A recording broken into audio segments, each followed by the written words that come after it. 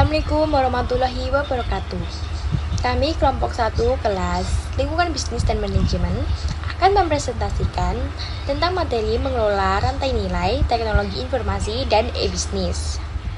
Sebelum masuk ke materi, kami akan memperkenalkan anggota kelompok 1. Yang pertama ada Arnab Ardianta Aji, kedua ada Agridaya Salsabila, ketiga ada Lutfiana Kusumawati, keempat ada Aprilia Karstiana, kelima ada Rima Asis Prasita, dan terakhir ada Arifa Maulidia Azhara.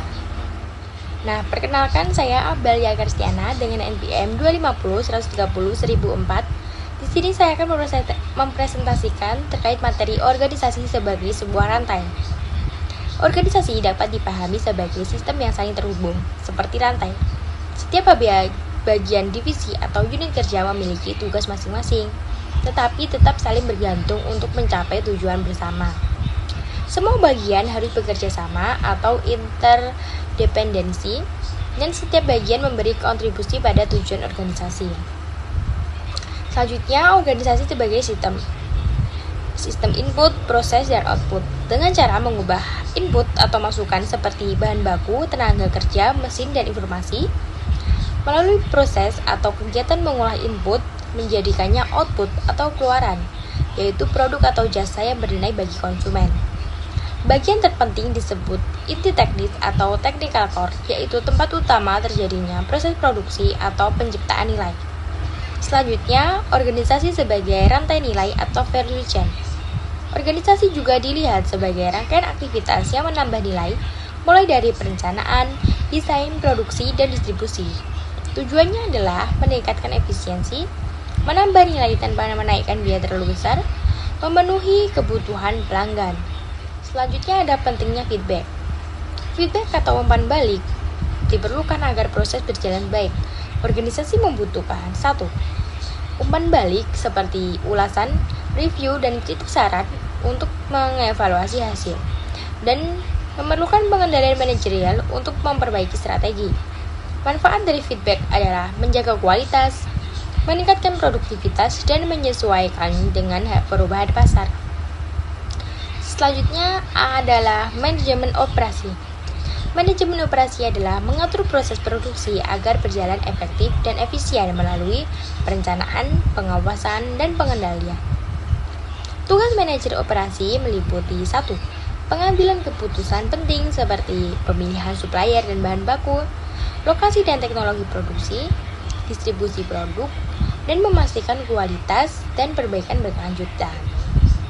Selanjutnya ada operasi manufaktur dan pelayanan. A. Operasi manufaktur. Menghasilkan barang fisik atau tangible, proses berulang dan terstandarisasi, juga mudah diukur. Contohnya produksi mobil, pakaian, dan elektronik. Yang B. Operasi pelayanan atau jasa, yaitu menghasilkan jasa yang tidak berwujud, fokus pada pengalaman pelanggan, dan melibatkan interaksi manusia. Contohnya seperti perbankan, pendidikan, dan transportasi online. Yang terakhir ada manajemen supply chain atau manajemen rantai suplai, adalah pengelolaan seluruh alur produksi dari pemasok, produksi, distribusi, lalu sampai ke konsumen. Tujuannya adalah untuk 1. Efisiensi biaya, 2. Mengurangi pemborosan, dan yang ketiga memperlancar aliran barang dan informasi. Komponen dari manajemen supply chain adalah pengadaan, produksi, logistik, distribusi, dan pengembalian barang. Untuk materi selanjutnya akan dijelaskan oleh teman saya.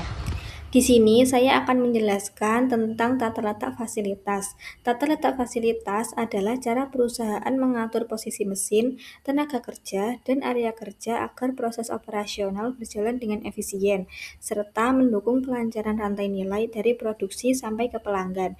Tata letak fasilitas ini ada 4. Yang pertama ada tata letak proses, yaitu aktivitas dikelompokkan berdasarkan fungsi yang sama, sehingga produk berpindah sesuai kebutuhan proses. Tata letak proses ini cocok untuk produk yang bervariasi tetapi alurnya cenderung lebih panjang. Yang kedua, ada tata letak produk, yaitu disusun mengikuti urutan produksi dari awal sampai akhir, sehingga aliran kerja lebih cepat dan efisien. Umumnya digunakan pada produksi massal, namun kurang fleksibel. Yang ketiga, ada tata letak posisi tetap, yaitu produk tetap di suatu tempat, sedangkan pekerja dan peralatan yang berpindah. Biasanya digunakan untuk proyek besar seperti pembangunan. Yang terakhir ada tata letak seluler, yaitu beberapa proses digabung dalam satu kelompok kerja agar lebih efisien. Tata letak ini berusaha menyeimbangkan efisiensi dan fleksibilitas. Jelaskan mengenai otomatisasi teknologi adalah penggunaan perangkat keras dan perangkat lunak untuk menggunakan atau mengotomatisasikan tugas yang sebelumnya dilakukan oleh manusia sehingga meningkatkan efisiensi, produktivitas, dan akurasi. Dalam konteks sumber daya manusia, otomasi teknologi membantu praktisi HR terbatas dari pekerjaan rutin dan lebih fokus pada tugas strategis yang berpusat pada manusia, seperti membantu pengambilan keputusan maupun keputusan bisnis. Di bidang manajemen perkantoran, otomatisasi diterapkan pada pengelolaan data, pelaporan keuangan, dan penjadwalan untuk meningkatkan efisiensi serta menekankan biaya operasional. Selain itu, pemeliharaan prediktif memungkinkan perusahaan merencanakan perawatan berdasarkan kondisi nyata peralatan sehingga membuat penggunaan sumber daya menjadi lebih optimal. Hal ini mendukung perencanaan persediaan dan alokasi tenaga kerja yang lebih efektif secara keseluruhan. Otomatisasi mampu untuk mengurangi pemborosan dan biaya yang tidak perlu meskipun tetap memiliki tantangan tersendiri.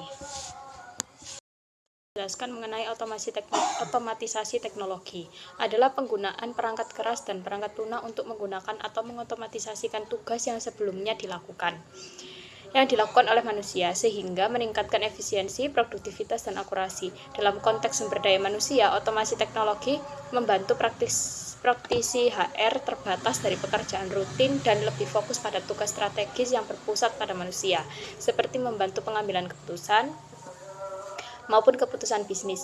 Di bidang manajemen perkantoran, otomatisasi diterapkan pada pengelolaan data, pelaporan keuangan, dan penjadwalan untuk meningkatkan efisiensi serta menekankan biaya operasional. Selain itu, pemeliharaan prediktif memungkinkan perusahaan merencanakan perawatan berdasarkan kondisi nyata peralatan sehingga membuat penggunaan sumber daya menjadi lebih optimal. Hal ini mendukung perencanaan persediaan dan alokasi tenaga kerja yang lebih efektif secara keseluruhan.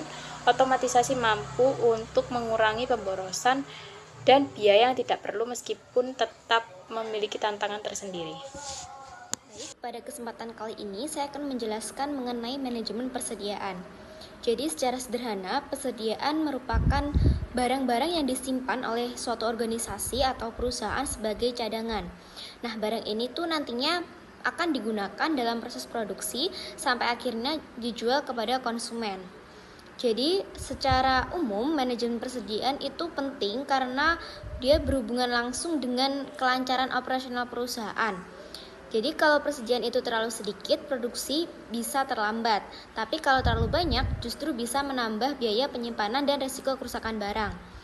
Nah, jadi di sini ada 4 persediaan. Yang pertama adalah persediaan barang jadi.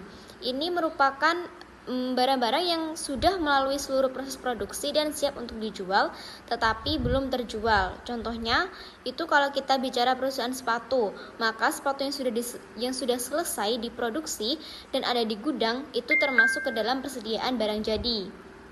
Jadi posisi barang ini tuh sudah siap menghasilkan uang, tinggal menunggu pembeli saja untuk membelinya.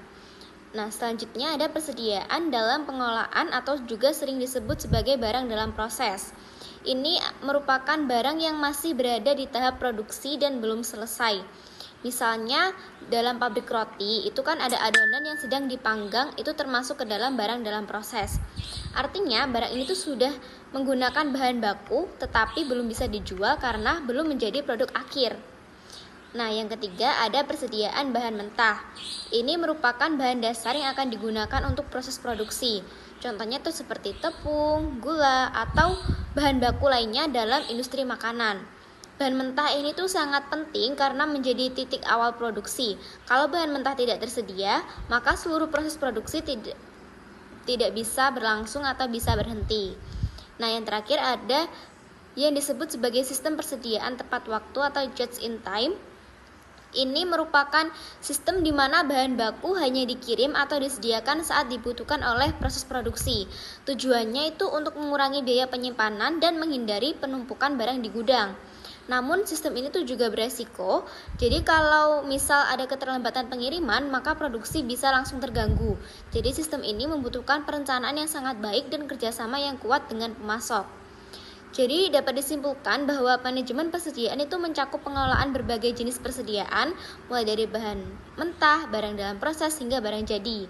Selain itu, perusahaan juga perlu memilih sistem pengelolaan yang tepat seperti just in time, agar operasional bisa berjalan efisien dan biaya dapat dikendalikan. Nah, sekian penjelasan dari saya. Terima kasih. Selanjutnya akan dijelaskan oleh rekan saya. Teknologi informasi telah mengubah manajemen. Teknologi informasi adalah organisasi perangkat keras, perangkat lunak, dan juga jaringan yang mengubah data menjadi informasi untuk pengambilan keputusan. Teknologi informasi berdampak positif pada manajemen dengan meruntuhkan batasan fisik dan meningkatkan kolaborasi.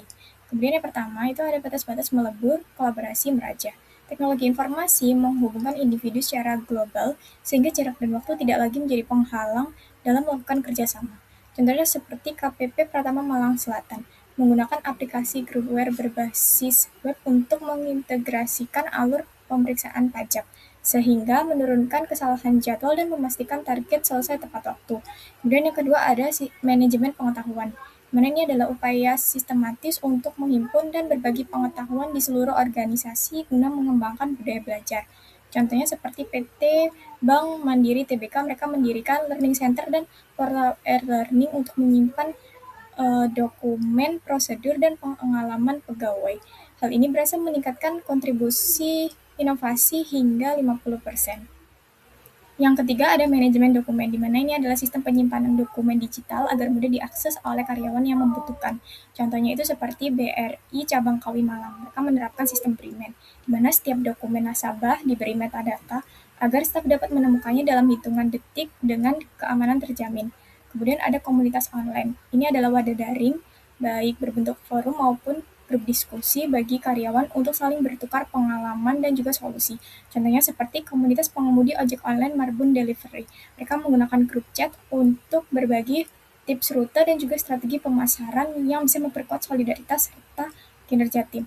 Kemudian yang kelima ada sistem informasi manajemen atau MIS, di mana sistem ini berbasis komputer yang dapat menyediakan data untuk membantu pengambilan keputusan di semua tingkat hierarki. Contohnya seperti PT PLN. PT PLN Persero UP3 Binjai, mereka menggunakan aplikasi PLN Mobile yang terhubung ke MIS Pusat, di mana ini memungkinkan pelanggan itu melapor gangguan secara langsung atau otomatis ke dashboard teknisi, sehingga penanganannya itu jauh lebih cepat. Kemudian ada yang keenam itu perencanaan sumber daya perusahaan atau ERP, di mana ini adalah sistem yang mengintegrasikan seluruh operasi bisnis, baik dari produksi, keuangan maupun sumber daya manusia, ke dalam satu jaringan tunggal. Contohnya seperti PT Semen Padang, mereka menerapkan ERP untuk mematok stok secara real-time dan otomatisasi rekonsiliasi bahan baku yang berhasil memangkas proses administratif hingga 30%. Nah, di slide ini kita membahas tentang generasi baru teknologi informasi.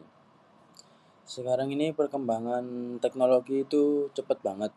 Hampir semua aktivitas kita sudah bergantung sama teknologi. Mulai dari komunikasi, belajar, sampai kerja.